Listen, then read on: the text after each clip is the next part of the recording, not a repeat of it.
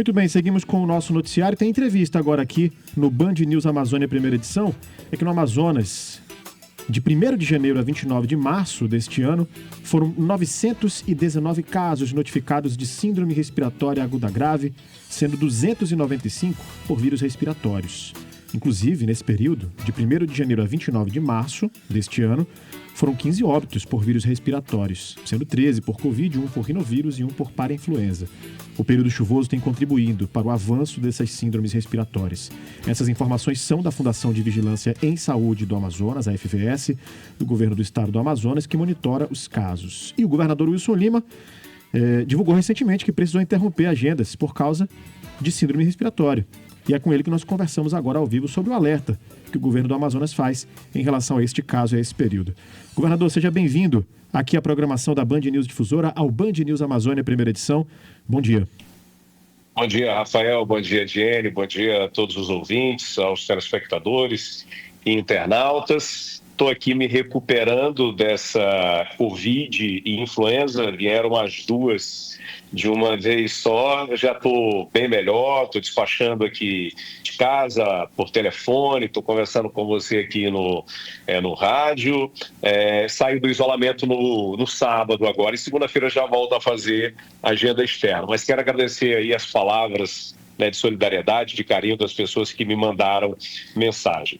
E o que você coloca aí, Rafael, é muito importante. A atenção que se deve ter nesse período sazonal do ano, nesse período de chuva, em que as pessoas tendem a estar em espaços confinados, em espaços mais aglomerados, em que as crianças estão voltando para a escola. É preciso redobrar a atenção no sentido de manter a carteira de vacinação dessa criança e ao menor sintoma dessa criança de tosse, de indisposição, febre, dor de cabeça, leva numa unidade de saúde. Nós montamos uma estratégia no ano passado e que fez com que diminuísse significativamente o número de crianças internadas, que é um programa chamado Alta Oportuna, em que no momento em que uma criança procura os nossos pronto-socorro, seja o pronto-socorro lá da Zona Leste, o Joãozinho, o pronto-socorro da Zona Oeste, da Zona Sul, ou um CAI, que é o Centro Especializado de Atendimento à Criança, a mãe é atendida com a criança e ela já sai com toda a medicação que a criança precisa tomar. Ou seja, ela pode ir para casa com a sua criança e fazer o tratamento lá, que ela recebeu a orientação e recebeu toda a medicação. São até 10 medicamentos. Aí vai antitérmico, vai antibiótico, vai antialérgico, enfim, de acordo com o quadro que a criança apresenta. Então, isso dá maior conforto para a criança e para a família, porque uma coisa é a criança estar no hospital, outra coisa é ela estar em casa, no conforto da família, junto dos pais, junto de todas as pessoas que ela gosta ali, cercada e recebendo esse cuidado. E detalhe, a criança já sai dali com a consulta marcada de volta já em um CAI, garantido já o retorno dela para que ela não demore mais tempo de fazer esse retorno da criança. É preciso também redobrar a atenção com os idosos, porque quando um idoso é acometido de uma virose, ele acaba agudizando uma doença crônica, uma comorbidade, como, por exemplo, obesidade, hipertensão, diabetes. Então, o que agrava? O idoso pega a Covid, mas ele ou qualquer outro vírus e agudiza por conta de uma doença já pré-existente. Então, é preciso redobrar a atenção com esses grupos aí, crianças e idosos. Governador, o senhor falou então agora sobre esse protocolo, em relação a medicamentos, que quem for atendido, crianças e idosos principalmente, já sai com essa medicação. Em relação ao atendimento nos hospitais e pronto-socorros, tem algum protocolo específico para atendimento nesses casos? A gente sabe que a orientação em casos mais graves das síndromes respiratórias é procurar a unidade de saúde, né? As pessoas têm esse costume de automedicar e tudo mais, né? Enfim, mas quando tem essa insistência dos sintomas, quando fica mais grave, essa orientação. Como é que está esse atendimento nos hospitais e pronto-socorros do Estado?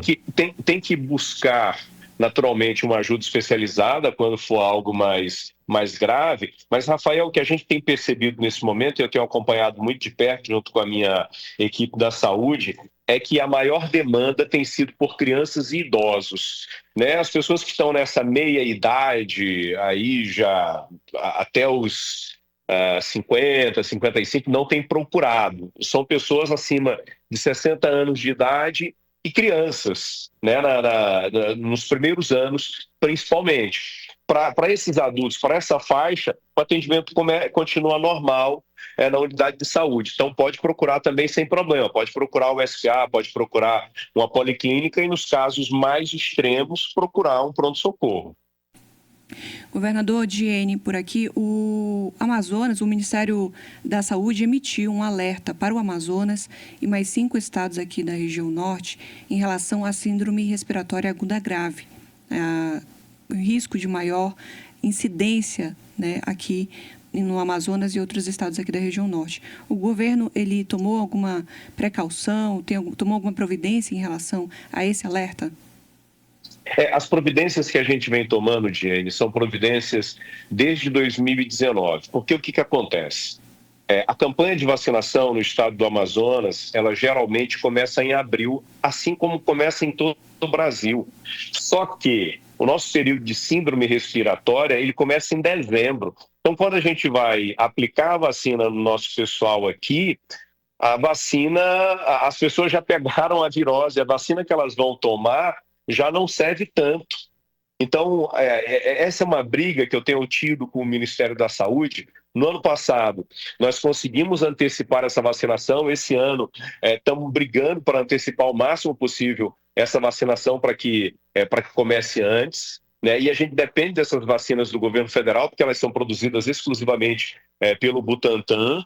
E essa é uma conversa que eu vou ter com o novo ministro da Saúde, o Padilha, para que para o ano, ou ainda esse ano, em dezembro, a gente consiga adiantar essa vacinação.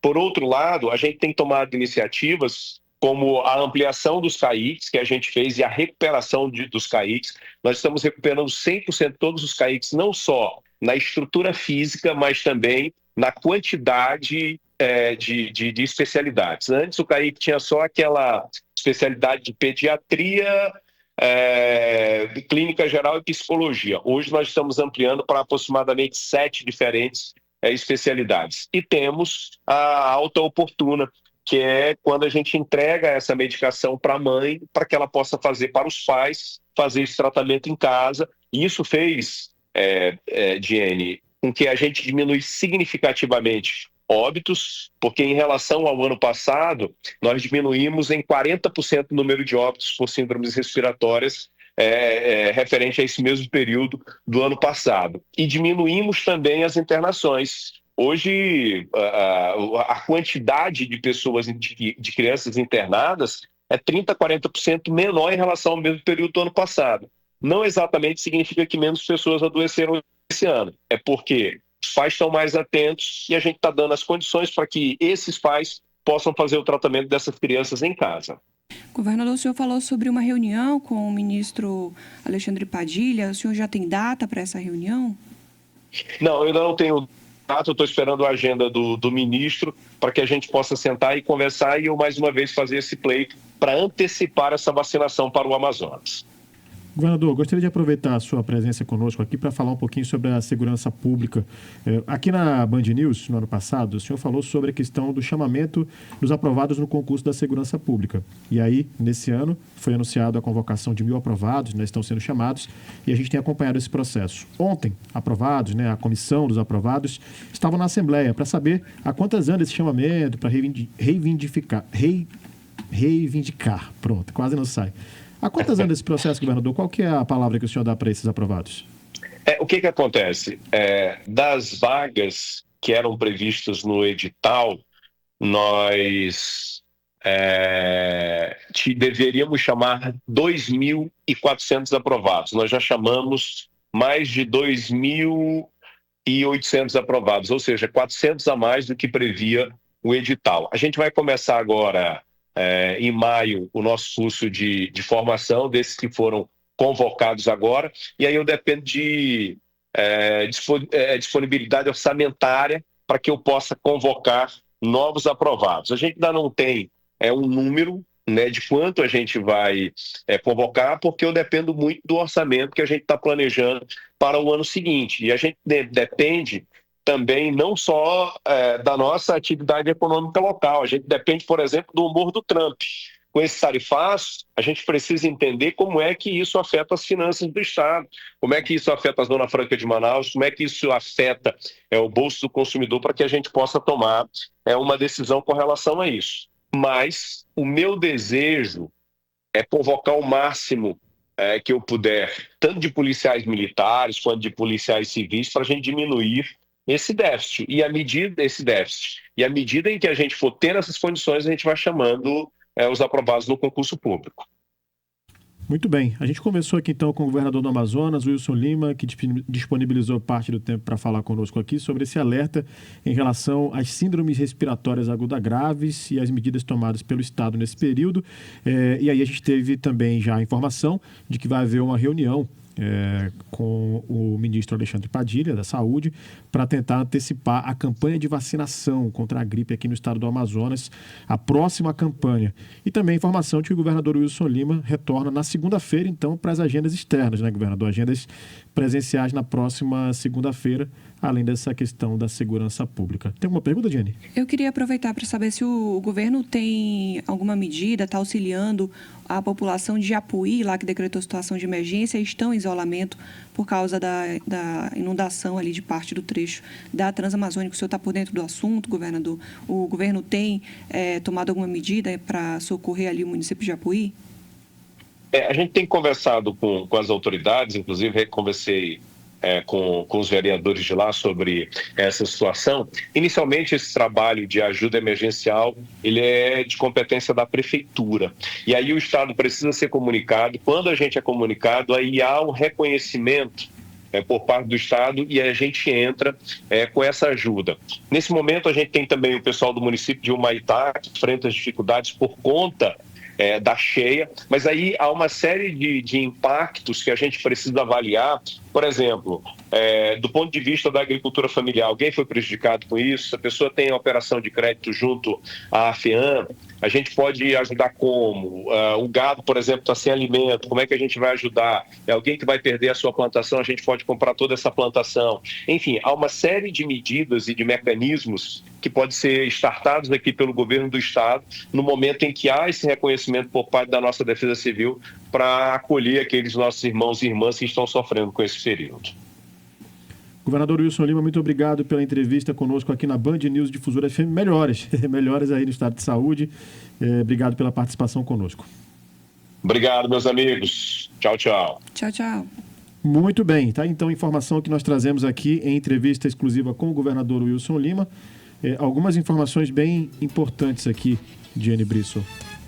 Um alinhamento de uma reunião com o ministro da Saúde, Alexandre Padilha, para antecipar a campanha de vacinação contra a gripe, né? A campanha que geralmente é feita anualmente. Aqui no Amazonas é preciso antecipar essa reunião. Não tem data ainda específica, né?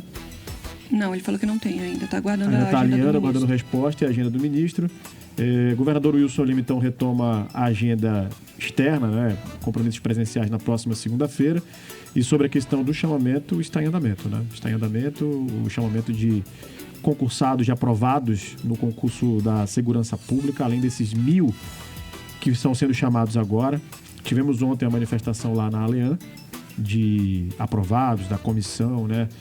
Que cobra mais chamamento em relação a esses aprovados. E aí o governador fala que está analisando o orçamento e que inclusive analisa a questão do tarifaço do governo norte-americano, como isso pode influenciar a arrecadação do estado do Amazonas e o orçamento do estado do Amazonas para tomar medidas, chamamento de aprovados e medidas em geral do estado do Amazonas. Informações importantes que a gente extrai aqui na Band News Difusora FM e, claro, essas informações estarão logo mais no nosso site bandnewsdifusora.com.br e repercutindo também na nossa programação, Jenny Brissot. Exatamente, Rafael, até porque existe uma defasagem ali do número de agentes na segurança, tanto na Polícia Militar quanto na Polícia Civil, como a gente já trouxe aqui anteriormente, né? O número de policiais militares, o ideal lá em 2014 era de 15 mil militares e hoje a gente tem um número bem menor que esse, né? 9 mil, se eu não estou enganada, no último número que foi atualizado aqui para a gente. Então, existe uma defasagem, mas o governo ele precisa, sim, se preocupar em relação ali a lei de responsabilidade fiscal, os gastos com o pessoal. Porque a lei prevê um limite, né? Tem um limite para que você comprometa o orçamento do Estado com pagamento de pessoal. Então, por isso que ele está preocupado com a arrecadação. Se essa arrecadação é menor, então o número, o gasto com pessoal, então esse limite de gasto com pessoal ele vai reduzir também. E ele vai ter que depois prestar contas disso e pode ser responsabilizado se esse limite passar.